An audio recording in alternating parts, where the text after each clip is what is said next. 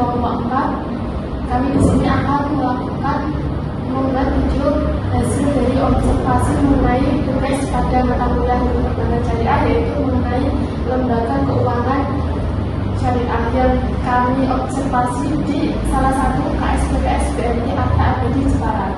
Langsung saja kita mulai mempresentasikannya.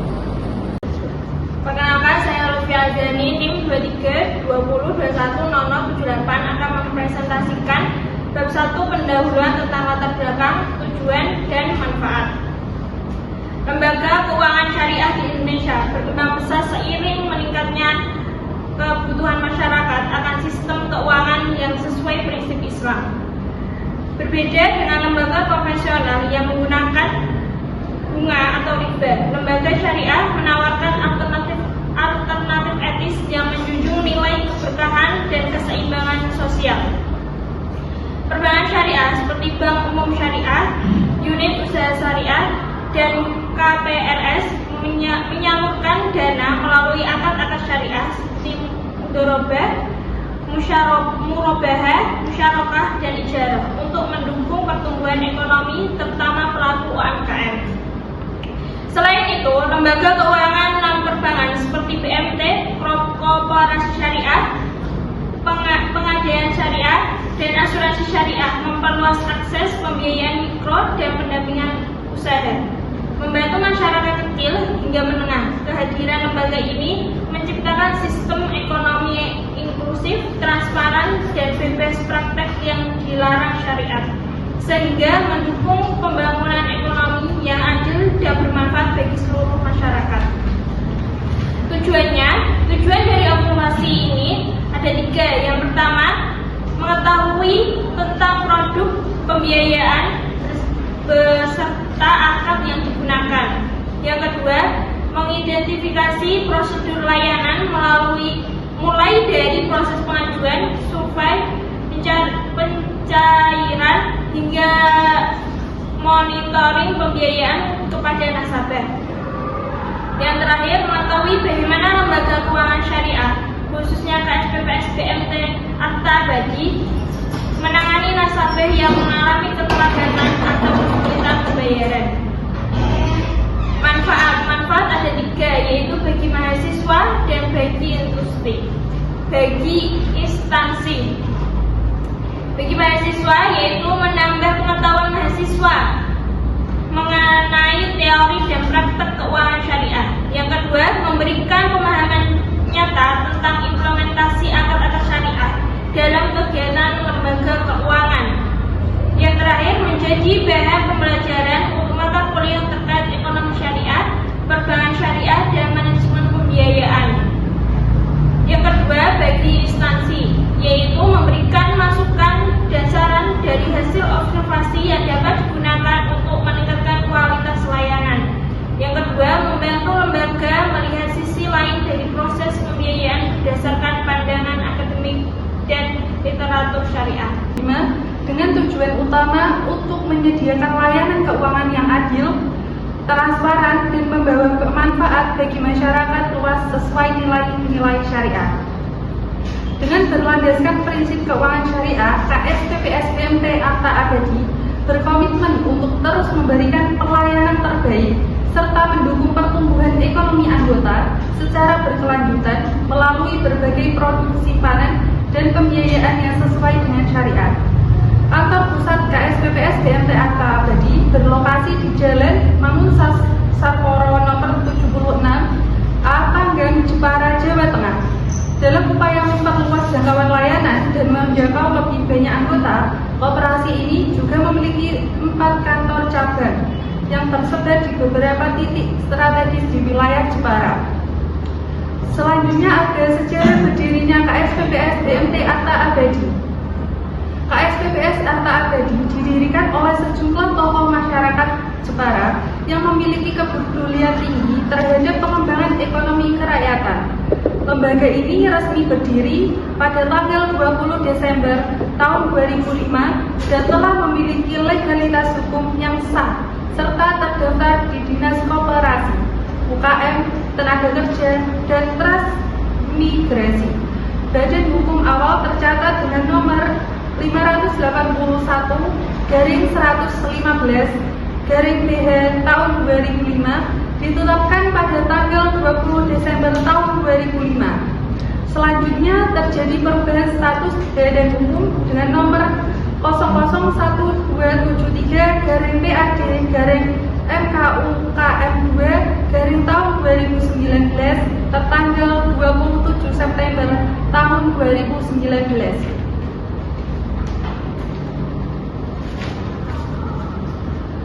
Pendirian koperasi ini dilandasi oleh minimnya lembaga keuangan yang dapat menjangkau langsung masyarakat kelas bawah.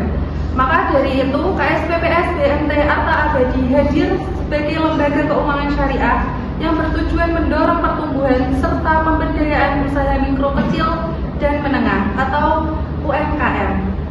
Adapun visi dan misi KSPPS BMT Arta Abadi, yang pertama, mensejahterakan umat dengan memandirikan kegiatan ekonomi secara sehat dan bermartabat sesuai syariat Islam al-sunnah wal jamaah al-nadriyah. Adapun misinya yaitu bersama jaringan dan kegiatan ekonomi umat tumbuh berkembang secara sehat dan amanah.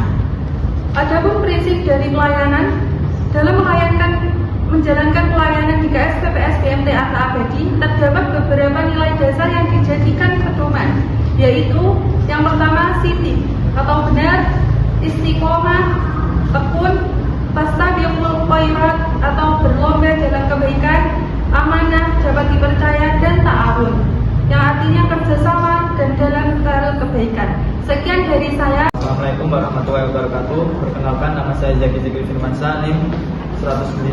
Saya akan menjelaskan tentang produk pembiayaan. KSPPS BMT Arta Abadi menyediakan fasilitas pembiayaan untuk berbagai kebutuhan, baik usaha maupun konsumtif dengan akad sesuai syariah. Yang pertama ada pembiayaan modal usaha atau KMK. Akad biaya administrasi diterapkan dengan menggunakan sistem angsuran dalam pelaksanaan pembiayaan, di mana pembiayaan dilakukan secara bertahap sesuai dengan kesepakatan antara pemberi dan penerima. Selanjutnya itu ada pembiayaan konsumtif atau KKT.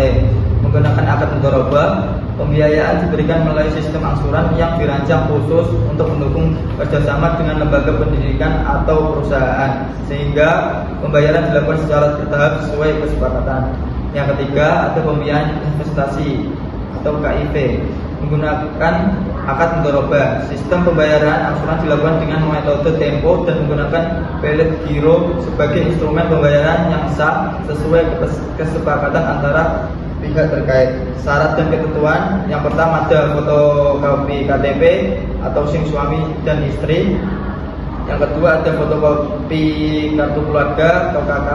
Yang ketiga ada rekening listrik. Terakhir, yang keempat fotokopi jaminan. Syarat tambahan yaitu ada BPKB dan sertifikat. Selanjutnya pengajuan permohonan pembiayaan. Yang pertama itu ada nasabah mengajukan permohonan pembiayaan dengan mengisi formulir yang telah disediakan. Yang kedua, melengkapi dokumen yang dibutuhkan, fotokopi KTP atau SIM suami dan istri yang masih berlaku.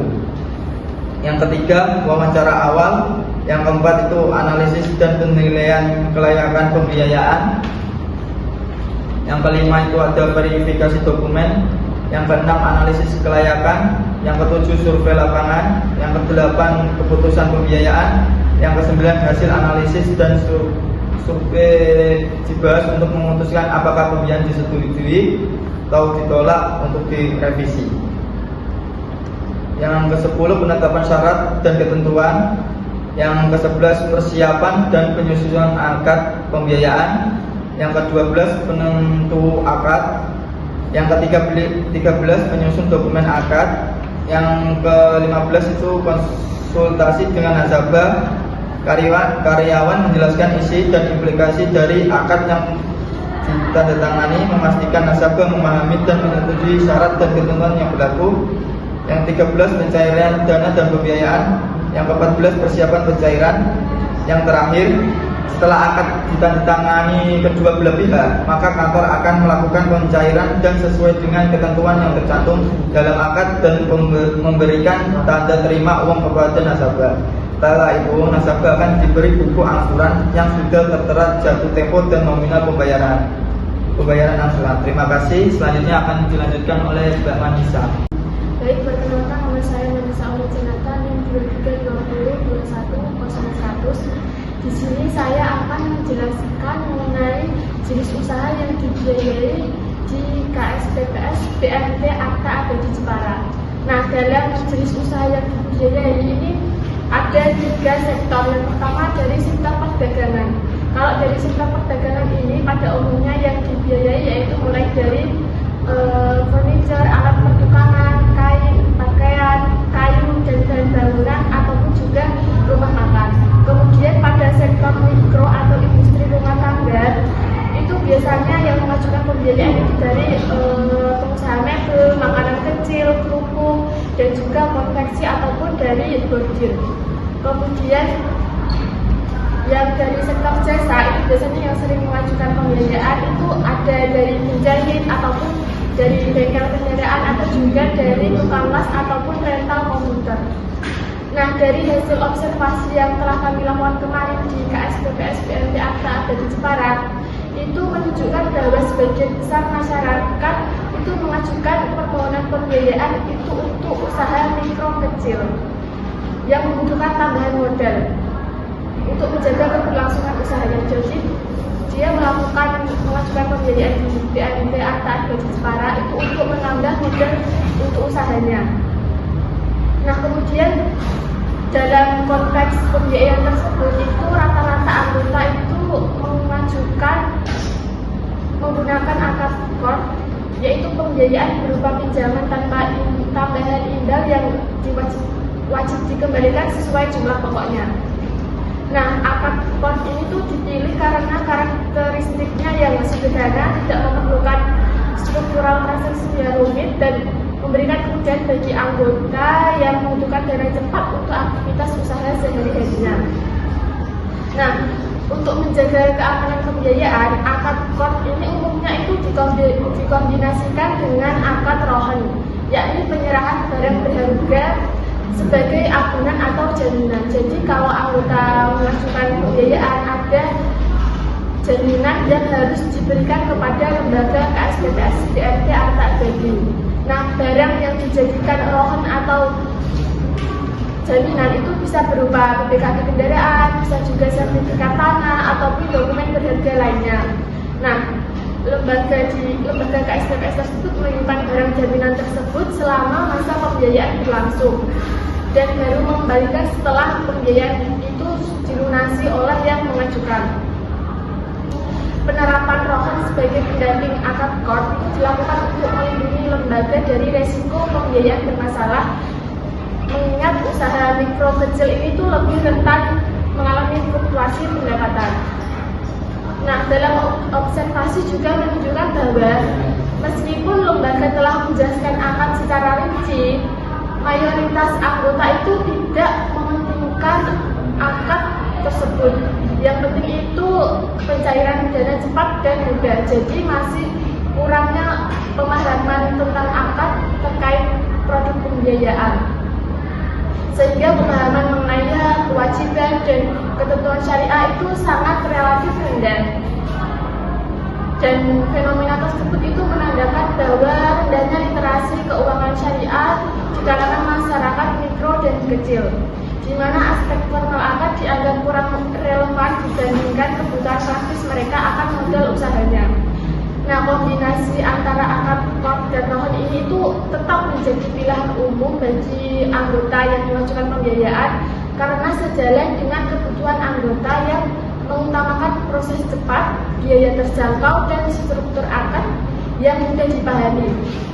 Selain itu juga bisa memberikan rasa aman bagi kedua belah pihak. Anggota itu bisa mudah mendapatkan akses pembiayaan tanpa beban tambahan, sementara lembaga memperoleh jaminan atas pembiayaan yang diajukan oleh anggota. Perkenalkan, nama saya Muhammad Biljan Muhammad, NIM 2320210093. Di sini saya akan melanjutkan materi proses pencarian pembiayaan di lembaga. Umumnya memerlukan waktu yang bervariasi tergantung jumlah pembiayaan yang dilakukan. Untuk pembiayaan di atas 50 juta, pencarian biayanya memakan waktu maksimal 2-3 hari. Sedangkan untuk jumlah yang lebih kecil, prosesnya relatif cepat, yaitu 1-2 hari. Dengan catatan seluruh berkas dan dokumen telah lengkap. Setelah dana dicairkan, lembaga tetap melakukan pengawasan terhadap penggunaan pembiayaan. Selain itu, pengawasan terhadap nasabah tidak hanya dilakukan setelah pencarian, tetapi mulai sejak awal pengajuan. Monitoring dilakukan selama 3 bulan sejak tahap pengajuan melalui kunjungan rutin petugas dan verifikasi dokumen untuk memastikan kelayakan usaha, kesesuaian tujuan pembiayaan, dan kesiapan anggota dalam melaksanakan kewajibannya. Setelah dana dicairkan, pengawasan tetap berlanjut selama 3 bulan pertama melalui kunjungan rutin petugas ketika melakukan penagihan bulanan. Tujuan pengawasan ini adalah memastikan dana digunakan sesuai tujuan usaha serta menilai kondisi usaha anggota secara menyeluruh. Selanjutnya akan dilanjutkan oleh Mas Asin. Kenalkan, nama saya Ahmad Isrun Asin, tim 23210095. Untuk pembahasan yang terakhir ada proses penanganan nasabah macet. Apabila terjadi keterlambatan pembayaran atau anggota mengalami kesulitan, lembaga menerapkan pendekatan yang bersifat fleksibel dan kekeluargaan. Penanganan disesuaikan dengan penyebab keterlambatan, apakah karena kondisi usaha atau faktor pribadi anggota. Tahap pertama dilakukan melalui pendekatan langsung dengan anggota, dan jika memungkinkan, keluarga anggota juga dilibatkan untuk membantu pelunasan karena rasa tanggung jawab bersama. Dalam beberapa kasus, anggota dapat mengajukan perpanjangan tenor agar angsuran bulanan lebih ringan sehingga tidak memberatkan usaha mereka. Jika upaya kekeluargaan tidak membuahkan hasil, lembaga dapat menempuh jalur hukum, biasanya melalui surat teguran dari pengadilan. Namun jarang sampai pada pelelangan jaminan. Apabila jaminan memang perlu dijual untuk menutup kekurangan pembayaran. Prosedur ini dilakukan secara transparan dan sesuai aturan dengan menghitung nilai jaminan agar menutupi pokok pinjaman tanpa menimbulkan kerugian tambahan bagi anggota. Selama seluruh proses, lembaga menekankan prinsip kemaslahatan, keterbukaan, dan musyawarah sehingga anggota tetap merasa dihargai dan perlakuan yang diberikan tetap adil. Secara keseluruhan, mekanisme penanganan nasabah macet di KS PPS BMT Arta Abadi menekankan keseimbangan antara kepentingan lembaga dan nasabah, menjaga hubungan kekeluargaan, dan meminimalkan tekanan finansial bagi anggota, sambil tetap melindungi keberlanjutan pembiayaan yang diberikan. Dengan demikian, lembaga dapat mempertahankan reputasi sebagai lembaga keuangan syariah yang profesional, inklusif, dan berorientasi pada kemaslahatan anggota. Baik, perkenalkan, nama saya Rizky Syaraf, NIM 2320210096. Setelah kelompok kami melakukan observasi ke KS PPS BMT Arta Abadi yang berletak di Semarang, saya akan membabarkan dan menyimpulkan.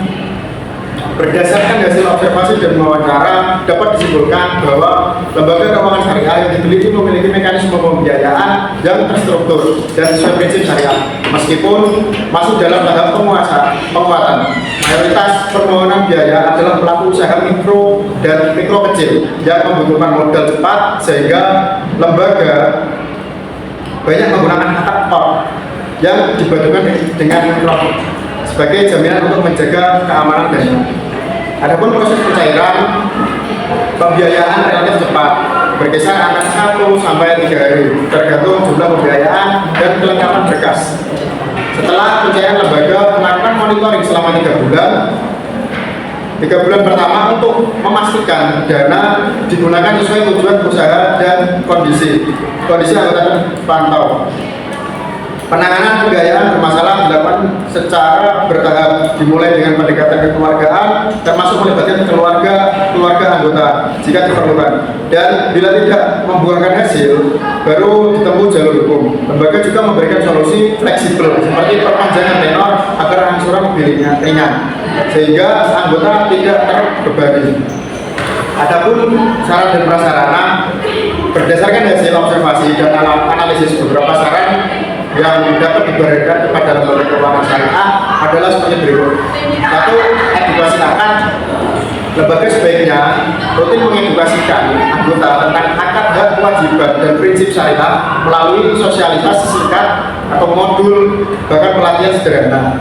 Kedua, ada monitoring pasca pencairan. Pengawalan penggunaan dana sebaiknya dilakukan dengan sistem pelaporan terstruktur untuk mendeteksi masalah sejak dini. Ketiga, pendekatan fleksibel untuk nasabah macet. Tetap gunakan pendekatan kekeluargaan, namun sertai prosedur formal seperti dokumentasi kesepakatan dan mekanisme perpanjangan tenor. Adapun poin terakhir, poin 4, penguatan kepatuhan syariah. Perkuat dewan syariah, pelatihan petugas dan penyesuaian akun agar operasional lebih sesuai fatwa DSN MUI, meningkatkan kredibilitas dan kepercayaan anggota.